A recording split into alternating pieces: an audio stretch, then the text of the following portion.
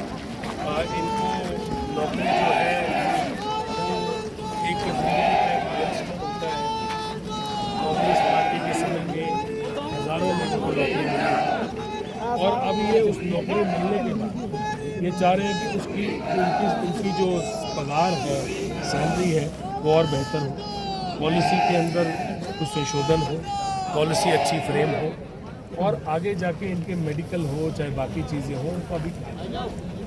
इनकी डिमांड जो है वो वाजिब है और बिल्कुल ज़मीन से जुड़े एम्प्लॉइज हैं और जो बिल्कुल नीचे से शुरू किया जिन्होंने जीवन, इनके बारे में सोचना जो है वो बहुत ज़रूरी काम है। मुझे लगता है कि जो जिनके पास सबसे कम आय है,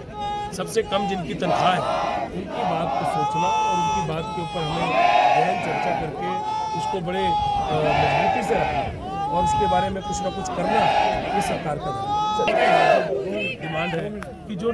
ज़मीन पे काम कर रहे हैं और कोई दुर्घटना हो जाती है तो जो महकमा है उसी का धर्म है ख्याल रखना, उनके लिए कुछ करना। तो इस बात को वो जोर से मैंने इनको कहा कि मैं आप सबके कैमरा के सामने में उठा रहा हूँ कि ये